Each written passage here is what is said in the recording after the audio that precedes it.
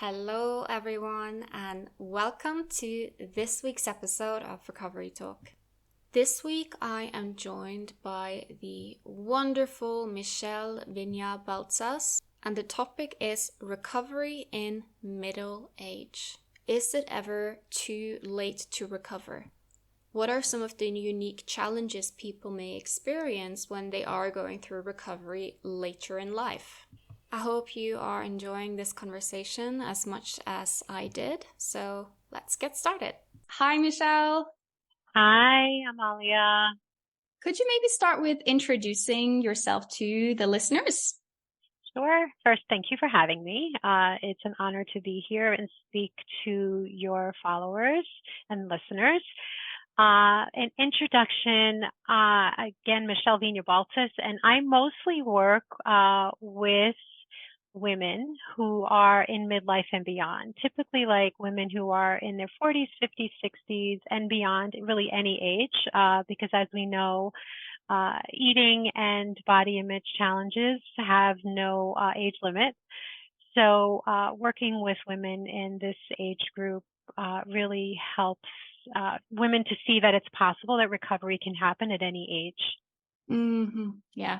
Thank you so much for the important work you're doing. And let's get started with that. Is it ever too late to recover? Is there an age where it's like, no, it's not possible anymore. It's been too long.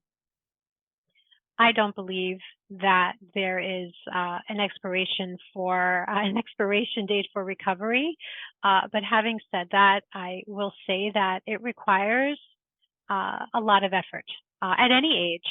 But I do believe that as we get older, it can become a little bit more challenging. There are some unique things that are happening in our lives as we are getting older. And we've also had, for some of us, have had decades of challenges around food and body image that we've sort of been carrying around. So to unlearn all of that sometimes can take a little bit longer than in the younger years. Not always, but sometimes. Exactly. And what are some of the challenges that may happen when you are someone who is recovering from an eating disorder or disordered eating or just decades of internalized diet culture beliefs? What are some of the challenges when you're doing that in midlife? Well, it's a great question, and it's not an easy one to answer because we all know that, everyone has a unique situation. Some people don't have challenges with eating or body image until they get older, like in their 40s and 50s. Some, like myself, have had eating difficulties since, I can remember back since I was literally 5 years old and having struggles with food. So from like 5 through my early 40s, I struggled with food, eating disorder, the whole 9 yards. And it was very difficult. Some of the women that I coached said, I never had a problem with food until I reached X age. And that typically is the start of like perimenopause, that's the stage before menopause, occurs, when the period stops completely. And perimenopause can be a very tumultuous time in a woman's life. Again, not for everyone, but for many. And it's accompanied by all different types of symptoms and challenges. Their bodies typically can change. And this is just the general thing that happens to the body, and our bodies are supposed to change. But women just feel that if they keep eating the same way and they keep moving their bodies in the same way, their bodies should never change. And that's just not the way life is. Life is filled with change on all fronts, including our bodies. Everything changes. And many people feel that that's their fault, and it's not. What so many people are trying to do is control their bodies, right? As they're changing to grab hold, because so many other things, especially during perimenopause, feel like out of control. And so, we all know that body image and food, a lot of that is an attempt to control things. So people try to control what they're eating, how much they're eating. And so I do think it can really tick up at this stage of life. Mm-hmm. Yeah, you said something there about, trying to prevent the body from changing, but the fact is Hmm. that our bodies are supposed to change, right? And I see this, so it's so frustrating to see that something that is normal, which is body changing with age, is becoming kind of almost pathologized, right? Yeah, Yeah. absolutely. And I also feel strongly that uh, a lot of people don't like to, talk about aging. And the fact of the matter is that that's the one thing that we all have in common is we're all aging. All of us, if we're lucky, if we're still here, we're aging, right? So literally from the moment we are born, we begin to age. People don't like to think about that. And I don't love to think about it myself, but I have changed my relationship with aging because I have found, number one, it's research shows that how you see aging, the more you embrace aging, typically the longer you live. Or no guarantees or anything, but this is what a lot of the research is showing. And so, really understanding what's going on behind the scenes with this. I also feel very strongly that people very often think of smaller bodies um, equaling thinness. So they're thinking, oh, well, when I was younger, I was blah, blah, blah. I was this size and and I was able to do this and that. And so if their bodies have gotten larger, they all of a sudden feel like this frumpy. They feel frumpy and they don't feel attractive anymore. And all of that is conditioning. All Mm, of it is conditioning. Again, like pushing against the fact that our bodies are not, our now bodies, midlife bodies and beyond are not supposed to be our 20-year-old bodies, mm. or 30 or maybe even 40. So it's again going with that understanding that they're supposed to change. They will inevitably change. And how do we support them at whatever stage they are in at that time? Exactly. Yeah. There's that thing of heard someone say that aging is actually it's a privilege, right? It's the Yes, ultimate privilege, right? absolutely. And I love what you said about, embracing it. And this may be a bit of a strange question, but are there any ways, what are some ways where you have embraced aging? Do you have any, is there any, I don't know if that is something really possible to answer, but is there any practical things that you've done or any reframes you've made in your case to embrace aging? That's a great question. I'd have to think a moment. I'm looking at myself here, and I'm think one thing that I did was I allowed my hair to go gray. I have very salt and pepper hair, and I did this probably in 2016. It's now 2023. So before everybody was doing it during COVID, I said to myself, I just want to be my fully authentic self. And if that includes not coloring my hair anymore, then that's one of the things that I'm choosing to do. And I will admit that it was not an easy process at all, but it was well worth it for me. And it has just freed up time and money. And it's just really helped me to come into who I am at this stage of my life. I some other things that I do, I read a lot about ageism and really just undoing my own internalized, age bias, because we all have that, just like we have it around bodies, like to me, body image work includes ageism and understanding the underpinnings of all of that, which of course we all know goes back to patriarchy, goes back to diet culture, goes back to the beauty industry. And, just understanding all of that, those types of things, allowing my body to change. Exactly. Exactly. Yeah.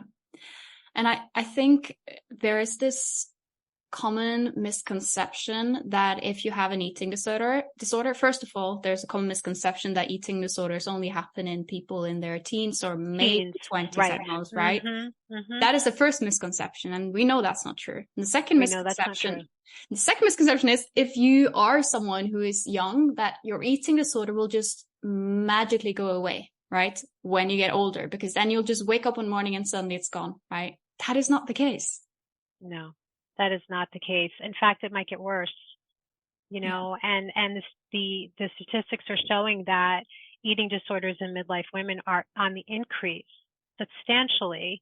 So this is definitely something that is becoming more and more common that we're hearing. And I agree that most people think, oh, well, it's typically like in younger people in their teens, 20s, when people are in college or uni. And it's really important that people realize that an eating disorder can happen at any age.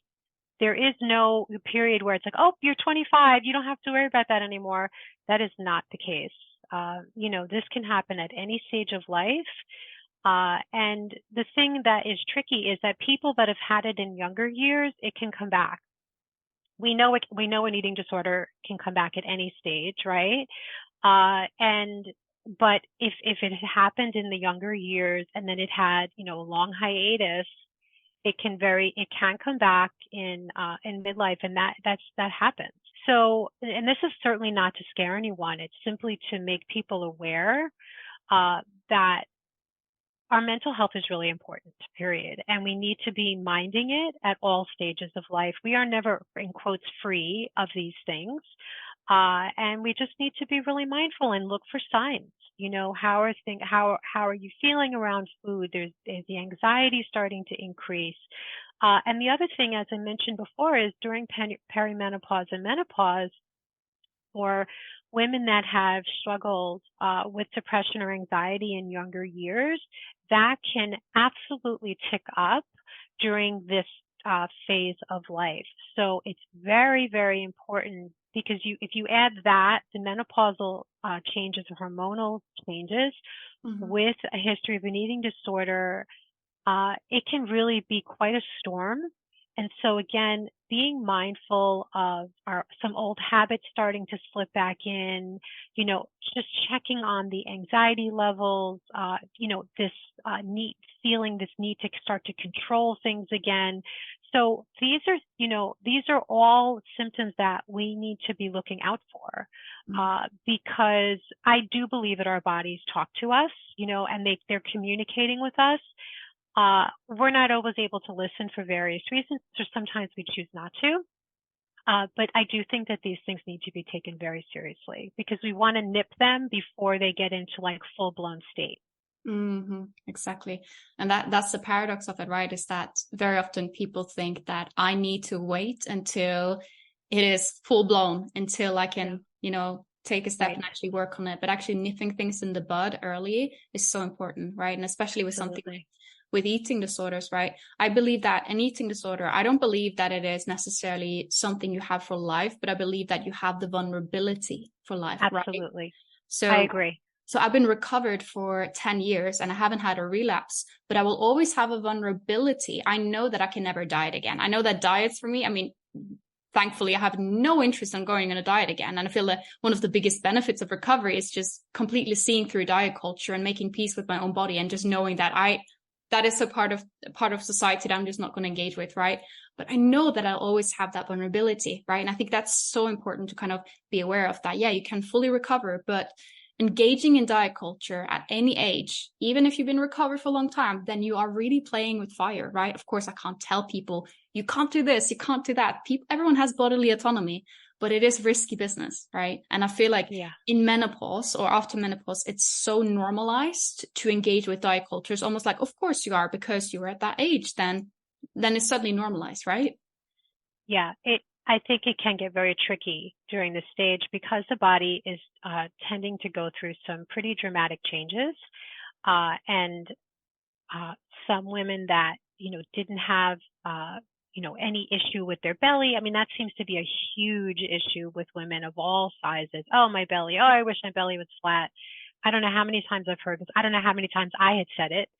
And in menopause, often, not always, but there is typically weight gain in that stage of life. Again, it's supposed to happen this way.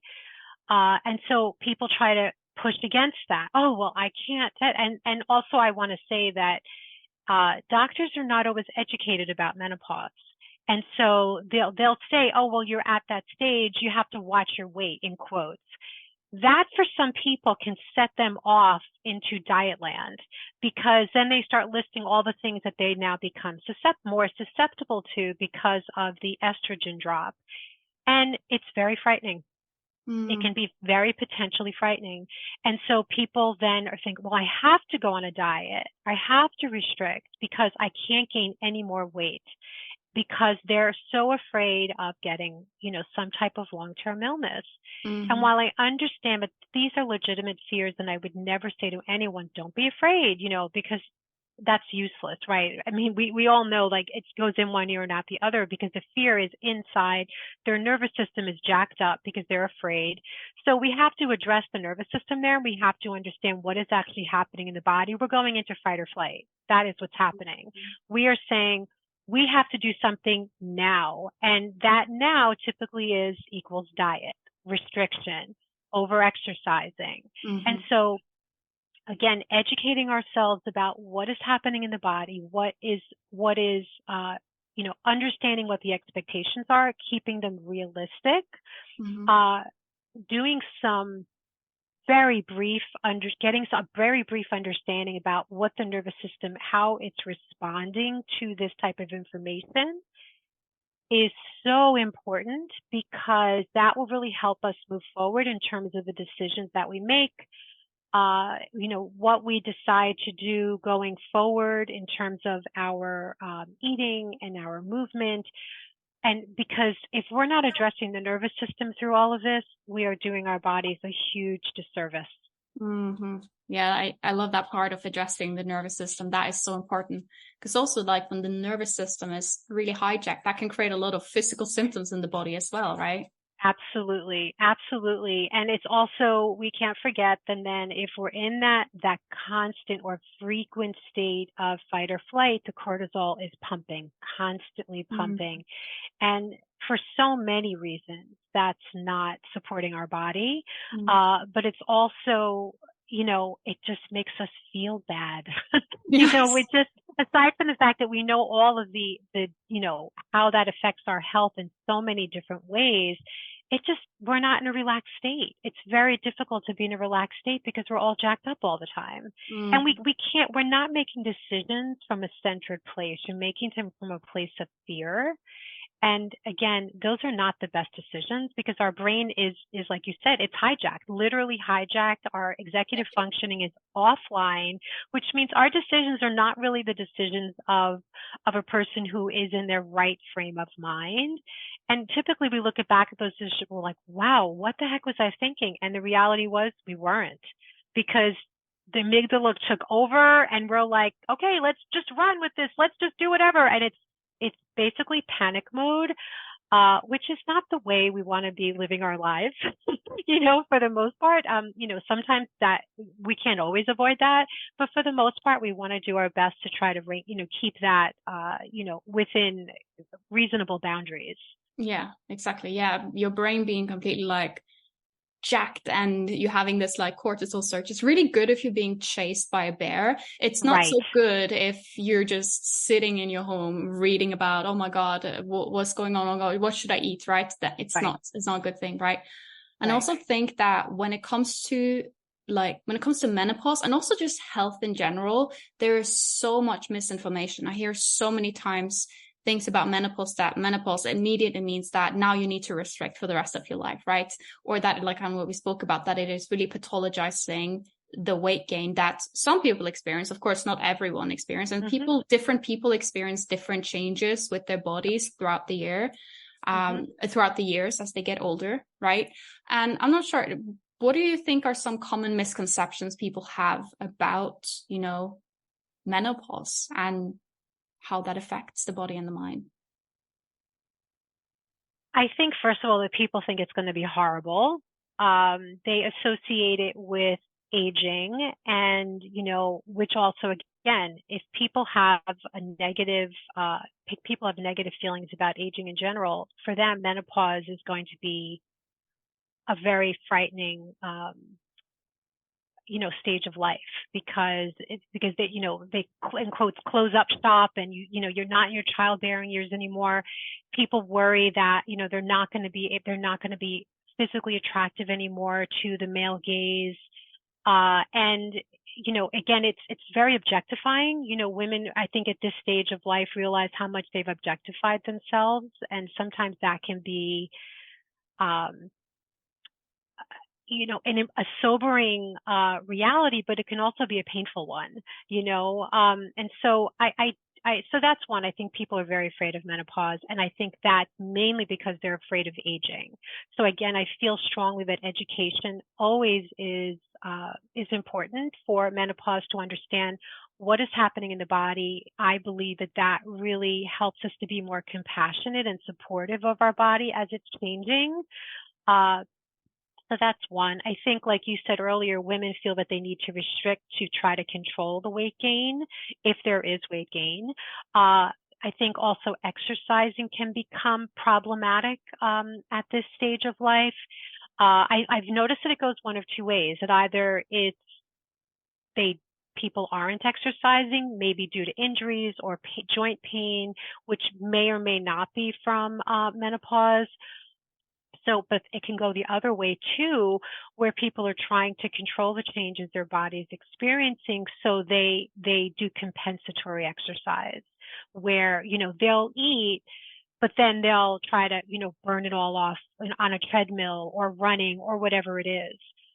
So I think that, you know, movement to me, I'm a huge fan of movement, have been for many years. But I think when the mentality becomes, I'm doing this to change my body shape or size, there needs to be a pause for question there. Okay.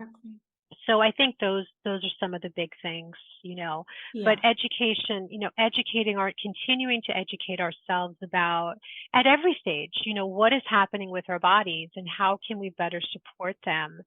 And I think also people think at this stage, I know when I was younger, my mother told me, that, when you go into menopause, you in quotes go crazy.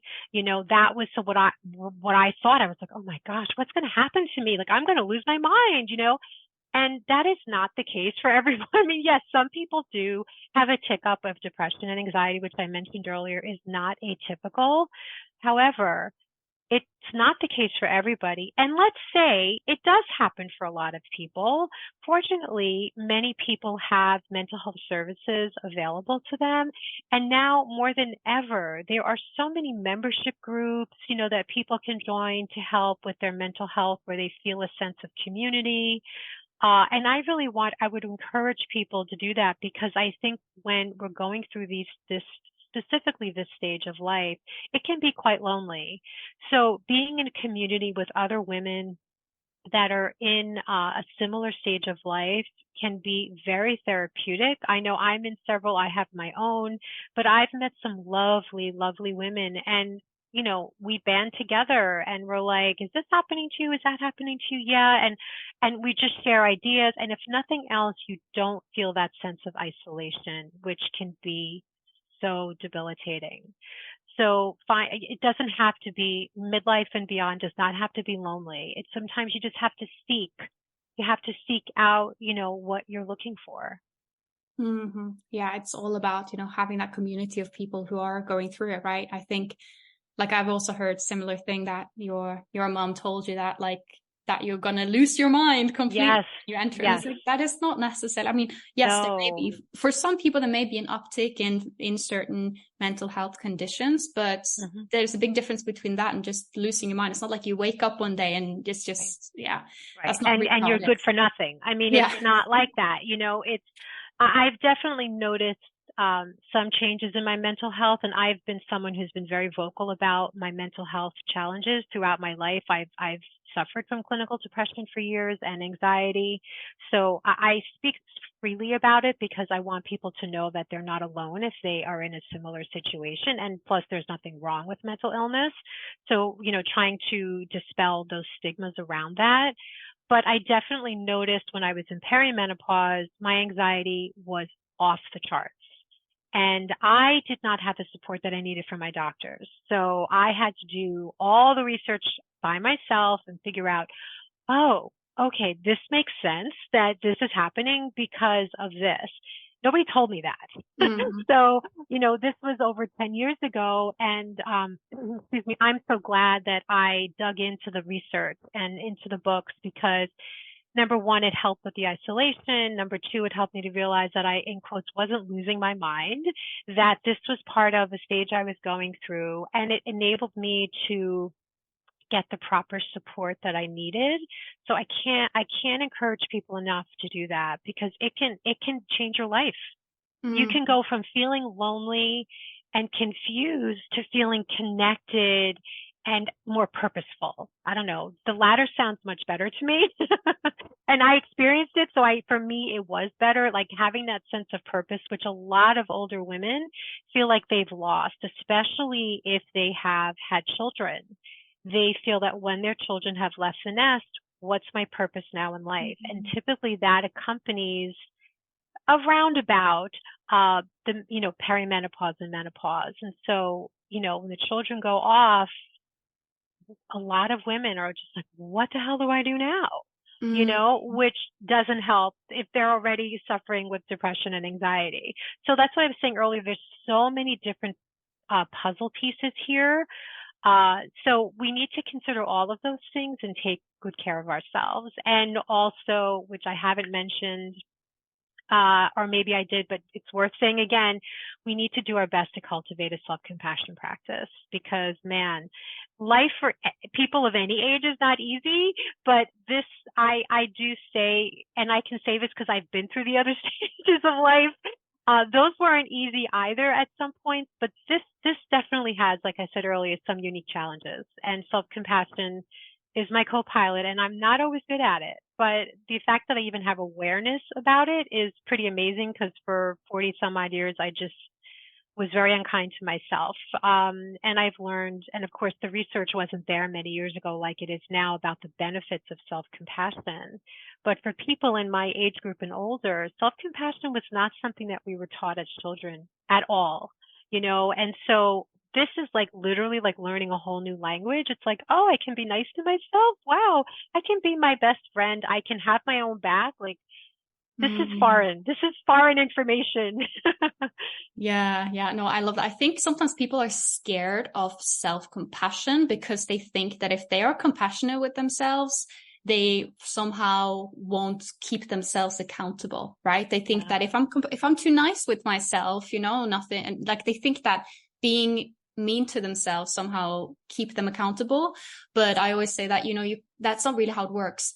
Self-loathing is not self-accountability, right? By actually, I noticed that for myself, the more kind and compassionate I am with myself, the better I do in life, right? So I absolutely. think that reframe there is just so, so, so important because you can't hate yourself into loving yourself, right? Yeah, no, it's true. And certainly, I'm not the kind of person that sits here and like preaches about the research, but what you said is exactly what Dr. Christian Neff's research shows is that it actually motivates us to keep going and to keep trying and to be curious, without the judgment. The judgment is a killer. It's just a killer. It's exhausting. I mean, it exhausts me. I still do it less than I used to, but I still do it. I'm very honest. And it's like, oh my God, I'm so tired. This is draining me. And one of my self-compassion mentors said to me, when things get difficult, that is that is your body's way of saying to you that more self-compassion is needed. And that stuck with me because I'm like, when I feel like if there's a struggle, my body is more self-compassion. Sprinkle more self-compassion on there, Michelle, because you're being too hard on yourself. And all of a sudden I'm like, oh, right, I forgot. Oh, I Mm. forgot. I forget like 25 times a day at least. And it's like, oh, right. Oh, right. I can go easier. Okay. So Yeah. I am still very much a work in progress, but I've come a long way. So very grateful for that. Yeah, I mean, we all are to some extent, a work in Yes. progress. And Hmm. I also notice myself sometimes I forget being compassionate with myself because I think we live in a society that sometimes, what can I say, sometimes normalizes just push, push, push, push, don't take a Always. break, do this, do that, right? Yep. And that can be really hard to live in that, under that, and not internalize it, right? Absolutely. And certainly women, I think, are very often their self-worth is tied to their productivity. And so, if heaven forbid we just rest because we need to take a break, it's like, oh, well, how much did you get done today? Let me check my to-do list first. I have too many things to do, and if all the things aren't ticked off, it's like, oh, I suck. Like this is so often the mentality. So many people feel guilty. And I am at times too, but I keep that really in check. When I need to rest, I rest. When I feel like my nervous system needs a break, I lie on the floor. Like I just need a reset. And I get up, maybe 5 or 10 minutes later, I'm like, oh, okay, here we go. I feel like just someone put my battery back in. But we need these things, and none of it's tied to our self-worth is unconditional. Mm-hmm. No Yeah. matter how many things we get done, no matter how many things we don't get done, our Mm-hmm. self-worth is the same. Yeah. And we got to keep saying that over and over again, because this is not what we're taught. And especially if we're, in the working world, it's like everything is, well, what are they producing? This is just a mentality, it's toxic. Yeah. It's like internalized capitalism in a way. It really is. And Yeah. exactly, capitalism drives 99% of this. And it's having the awareness. But when we're speaking this language and everybody else is speaking a different language, it's difficult because you're butting up against like a diet culture, like a beauty industry, and it's that same, swimming upstream. But it can be done. I'm not saying it's easy, but I'm saying this is why community is so important. This is why podcasts like this is so important, because speaking the truth to what it is instead of just going in the stream along the same with everybody else. I don't want to do that. Mm-hmm. I don't want to do that anymore. That killed me. I don't want to do that. I'd rather swim the other way. It's not always easy, but at least I know I'm being true to myself and my needs. Yeah, I love that, because I think so often people think, oh, because we live in a so-called, diet culture, I have to just engage with it. I have to diet, right? And don't get me wrong, I completely understand that it is difficult. I also understand that it's more difficult for different people, right? For example, if you are in a bigger body, you may feel those Yes, messages stronger than, for example, I will feel by society, right? 100%. But just because society is structured a certain way, yes, I understand there are complexities there and there is a lot of nuance. Doesn't mean that you're doomed for the rest of your life to be on a diet because we live under diet culture. Absolutely. You're right. And living in a larger body definitely presents other issues that people in smaller bodies may not face. And so having that awareness, I think, is very important. But again, not impossible, not impossible. Just perhaps more work in other areas, and again, just finding that community of people who understand, because that support is what will help to continue fueling to move forward and stay away from the things that are not going to serve you. Exactly, exactly. So a last thing that I wanted to discuss is stigmatizing language around people with eating disorders who are in midlife and beyond, right? So this is something where I think that there is some complexities here, right? So I remember when I was going through my own recovery, I was in my late teens, and part of my motivation was I was picturing my future, and I was thinking, I don't want to spend my life with my eating disorder, right? That was a strong motivation for me. And that I see sometimes with clients as well. That's something that they have as motivation is, to spend the rest of their life not having the eating disorder interfering, right? On the other hand, I also see sometimes that there is almost this narrative of, oh, you don't want to end up like that person. You don't want to end up like the person who is 50 and still in an eating disorder ward. And the language is a little bit stigmatizing, like they are a failure, which can fuel shame, which doesn't fuel recovery. I would love to hear a bit your thoughts on this. How can we address this in a more respectful, non-judgmental manner? I think it's a great question. And I think anytime we're pointing a finger at anybody at any age, you don't want to wind up like that person for whatever. I think it's just not a good idea, because we never know why somebody wound up where they are. We don't know their life circumstances. I think that we have to always be checking our intention. I agree with you 100% that visualizing ourselves in 1, 5, 10, whatever number of years, somebody can manage to think, creating that vision for ourselves is very important. And certainly when part of what, really got me to work against my eating disorder and certainly finally find intuitive eating was I didn't want to I just didn't want to keep struggling. And I had a child at that point, I also didn't want to pass on, my eating issues to him, and I did some of them in his earlier years. And thank goodness we have a relationship where we've worked through those things and he understands what was happening with me. He's a full blown adult now.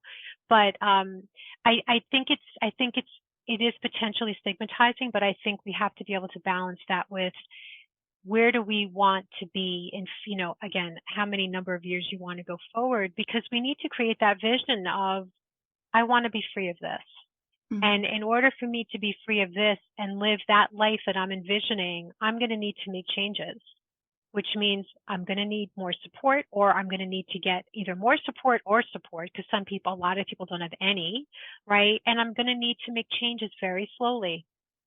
And I'm going to need to do, what I'm being instructed to do by a professional. I'm going to need to follow their lead because I want to recover, and because I want to be free of this when I get to whatever age that is, and the only way to do that is to go through recovery. It's not going to happen just by keeping things the same. If you want change, you have to initiate change.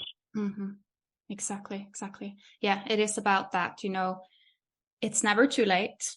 Never too late. But looking back at the time spent with an eating disorder and endlessly beating yourself up for it, that's not necessarily going to help your future self. Instead, you can look back and think, well, is that how I want it to keep going? Or do I want to close that chapter of my life and move in the right direction? Right. I think that kind of summarizes our message here, is that it is never too late to recover. Of course, recovery in midlife, of course, it might come with some extra challenges. If you have had an eating disorder for a very long time, things may have been very, very ingrained. But equally, there are people who have had eating disorders for decades and decades. And I work with quite a few people who've had eating disorders for decades, and they've been labeled chronic and treatment resistant and whatnot, but they're still managing to recover and make good progress, right? So it is never too late. There's never a point where now it's not possible anymore. Can it create extra challenges? Yeah, for some people, but there also are people who really struggle, and they may have had an eating disorder for a year or 2 years and still really struggle with recovery. That's true. So it doesn't always get disproportionate, just harder and harder with years. But I do understand that thing of if something has become ingrained and become a habit, but that doesn't mean that you can't change it, because our brains sick. That doesn't end, Absolutely. The neuroplasticity is there. That is proven. And we can learn, we can relearn. And yeah, you're right. Somebody could be having eating disorder for a year and they could have resistance, just like somebody who's had it for 30 years, can have resistance. So the number of years, we shouldn't let that scare us, I do believe it is possible. Again, with support. I'm sure people do without support, but I do think it's a lot harder. Yeah. And I feel strongly that the brain is very capable. If the willingness is there and if support is in place, I do believe it's possible. Yeah. And it's worth it. It's so worth it. My goodness. I can't even believe how many years I suffered, with my eating disorder, and then, disordered eating. And I mean, decades of my life were stolen, and it is what it is. It's what apparently needed to happen in my life. Things were very different when I was experiencing those things. The awareness was not like it is now at all. And so people now, I think, have it much easier, sort of. I'm not sure if that's the perfect word to use, but it's a very different playing field now than it was years ago. Absolutely. So I feel for people that are possibly in this stage where they're experiencing eating disorder, and I hope that this gives them hope that it's possible. Recovery is possible at any age, but again, getting that support in place, continuing to educate ourselves about what is happening within the body so we can better support, because our bodies are our friends. Yeah. They're our friends, Exactly. and we want to care for them. Exactly. It's our friends that are trying so hard to keep us alive. All this time that we are abusing bodies, the body is trying so hard to keep us alive, right? So hard. Absolutely. And doing a darn good job in spite of the things that we may not do to support them, right? Exactly. Yeah. No, that is so, so powerful. And Yeah, it's been so nice to have you on. So could you maybe just let people know where they can find you? Oh, sure. I'm on Instagram. Michelle Viña-Baltsas _coach is my handle. And of course, that is also my website. It's michelleviñabaltsas.com. I also have, I'm on Facebook, but I'm most active on Instagram because I just have a great time there. And that's where I find my community of women of all ages. And I just find it's a very loving community, even though it's massive. I find wonderful people there, and that I have things in common with. And again, that speaks to community and growth, and that, minimizes isolation. Yes, exactly. I will add your link to Michelle's Instagram just on the bio of this episode. So if you guys are interested in checking it out. Okay. Thank you so much for coming on. Thank you for having me. It's been a pleasure.